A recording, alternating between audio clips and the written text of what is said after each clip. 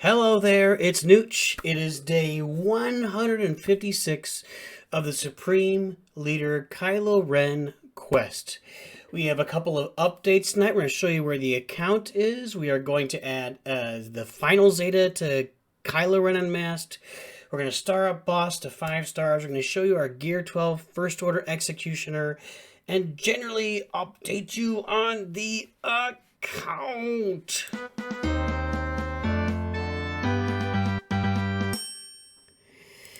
All right, folks. So here we are. We've got Kylo Ren. You can't really see it. Oh, there it is. You can see that too. So I'm gonna add this Zeta. Now I've looked it up. It should add about 7,000 galactic power. It's like 2,400 just straight up for the character, but it's 7,000 for the character and the ship. So it should add about 7,000 GP. Now, why is that important? This number, 983,000. We need to keep it under 1,000,000. They just re-bracketed Grand Arena for this next time around, which is going to start on Sunday. And as soon as it starts and we get registered, we want to stay in that. We want to be in that Division 11, the lowest division, which is under 1,000,000. And that'll keep us competitive in that division. Because as soon as we go over 1,000,000, we go to the next division, which goes up to 1.6 million. And we'll be on the bottom tier of that division. I don't know if that's good or bad, because usually within the divisions they have some matchups that they make sure you're closer to people with your galactic power similar. Like they're not going to match up a guy with 983,000 against somebody with 600,000. Although this last time I was against a guy with 750, so I'm not really sure. We'll have to see. Anyway, I want the roster to be as competitive as possible in Division 11 to try to go for that global leaderboard this next time around. To go for a 12-0 record this next time around in Grand Arena. To do that, we got to stay under 1,000,000, so you got to be careful. We're going to add 7,000 with this Zeta. We're also going to star a Bossk to 5 stars. I think that's not going to add much at all. We should be fine there. And I got enough credits to level up somebody else to level 85. I don't know if that would be First Order TIE Fighter. We'll take a look at the roster together and see if we can think about that. We want to make sure we don't go over that. I don't think that'll take us over the 1,000,000 either. So let's go ahead and do this scarred. I hope I'm not underestimating the amount of galactic power. Now, why is NOOCH doing this? I'm adding this second Zeta to Kylo. Scarred. Kylo gains taunt for 1 turn at the start of each encounter and has double counter chance when taunting. The double counter chance is big because if he hits with that basic, he's going to get taunt back again, because when he hits with his basic, if the target was already debuffed, he gains taunt for 1 turn. So that's a big deal. All this is a big deal. Now, why is NOOCH adding it? Because we've been targeting our Zetas. NOOCH has 66 of them saved up, as you can see. Well, having him start off, having probably the best, I guess he's second best tank now since Jedi Master Luke is a tank. And I guess, Rey is kind of a tank too. I don't know if that's, but anyway, having the best free-to-play tank in the game, taunting right off the bat, and doing this extra counter chance, it is a really big deal, and it makes a difference. And it makes a difference in putting him on defense for his other kid. It just makes a world of difference for this character, for Kylo Ren Unmasked. We're going to go ahead and do this. We should add about 7,000 galactic, 7,820. We're at 991,000. So now, what it also does is it's going to add to his ship. I should have done that. We didn't do that. But it definitely adds to the ship stats. Say that slowly. Ship stats. Ship stats. Okay. Now, the second thing we've done, NOOCH has leveled up First Order Executioner to Gear 12. Now, why? When NOOCH had options, I could have done Hux. We could have done some more work on Kylo Ren. That's maybe the questionable one, but I figure Hux here at Gear 11 is pretty functional. He's a support character. He's generally passing up turn meter, getting a lot of advantage around the team, calling assists, calling everybody to assist. So he's really more of a support guy. And if you can keep the target off him with Kylo Ren Unmasked, you're in a lot better shape. First Order Executioner, the damage really ramps up as he ramps up, and I'll show you why. So I've got him at Gear 12. You can see I've got this mod here maxed out. It's a 6-dot mod for 16 health. I need to get some more speed on it. We can deal with that later. This is crit damage. Down here we have more health. Now, I don't have enough speed. I need to get more of these health mods down here with some speed. 5% health.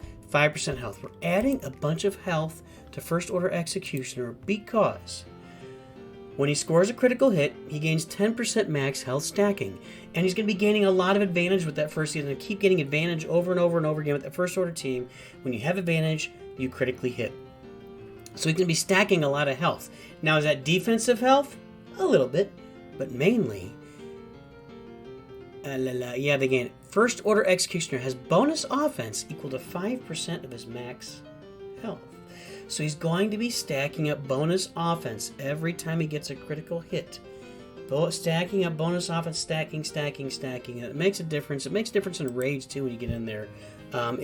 He's just a better character with more health and at gear 12. And we added these because here, this piece of gear is just straight health. So NOOCH had that, added it onto him. Here's some armor and resistance. And up here is just kind of all around health, strength, agility, tactics, potency. It's just all around everything. We got to take all these guys to relics, so why not get him up to where he's really effective?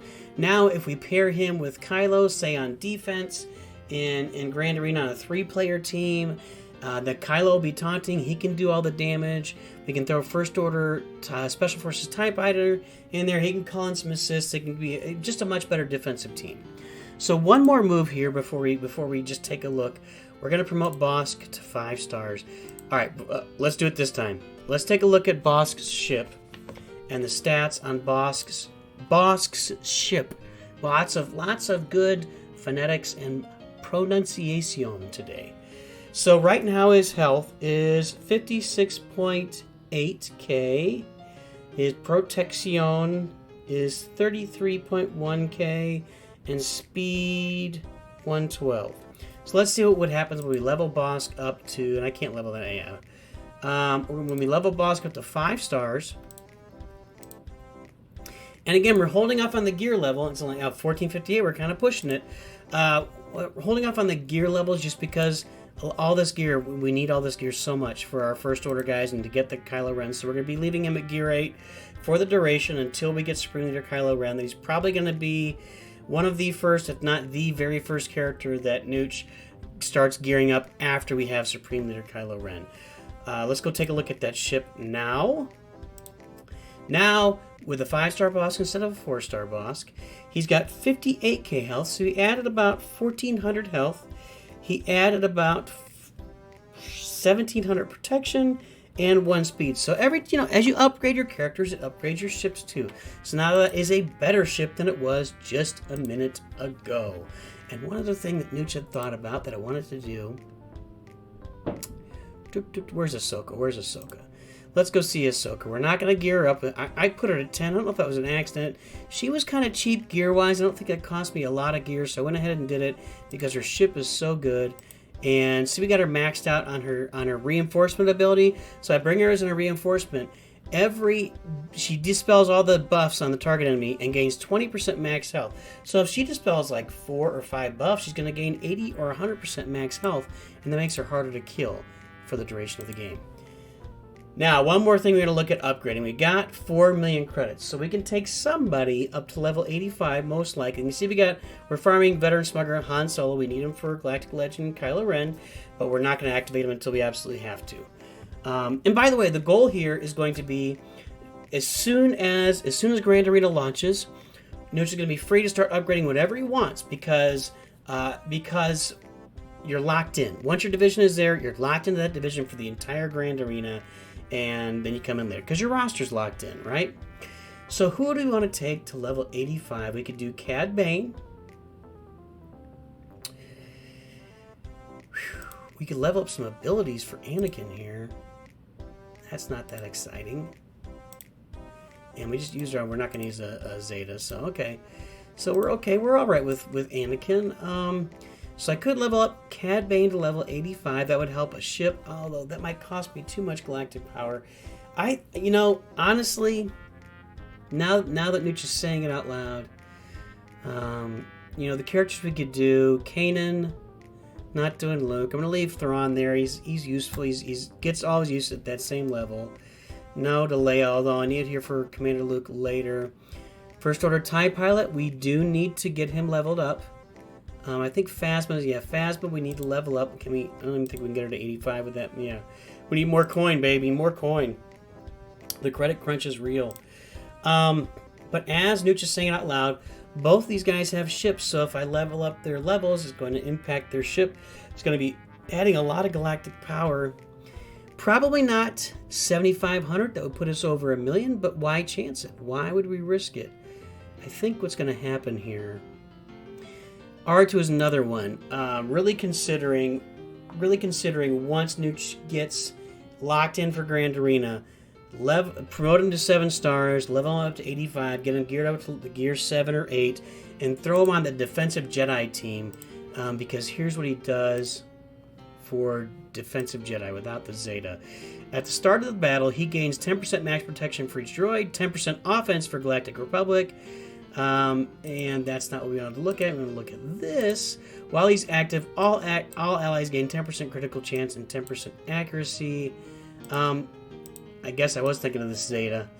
At the start of the battle, and when he's revived, other droid Galactic Republic allies gain 10% of his. So they would actually gain a benefit of his, but I'm not going to be putting a Zeta on R2. So I still like him. I still like him better than Jedi Counselor on that team on defense. So I think, guys, this is where we're going to leave it for today. I'm not going to risk putting myself over 1 million galactic power just to get a secondary character leveled up at this point. But let's look at our first order farm. You guys saw where we were with veteran Han Solo. We have everybody to 7 stars. We've got Kylo relic. We need 3 more relics on him to relic 7. First order executioner we're working on. We're adding gear to him. Hux is gear 11, so he'll be gear 12 sometime soon. We could gear up First Order Officer. That might actually have some value. To gear 10. Just going to leave it. I'm just going to leave it. I don't think taking him to gear 10 is going to be a difference between a win or a loss in Grand Arena. If it is, God help me, the First Order Officer was the difference between the win and the loss. So that's where we are today, guys. Day 156. Thanks for tuning in. Next time we come around, it'll be after we've locked in Grand Arena. We're going to start upgrading the roster. The very first thing Nooch is going to do is we're going to complete some of these characters to 7 stars and load up the Shard Shop with a bunch of currency, because in the Shard Shop, that is where you buy all sorts of gear that we really need to move forward with our characters. And if we load this up with like 7,000 or 8,000 currency, we can really do some damage in here and make a big dent in moving toward Supreme Leader Kylo Ren. So that's all we got. Always remember, Nooch too good.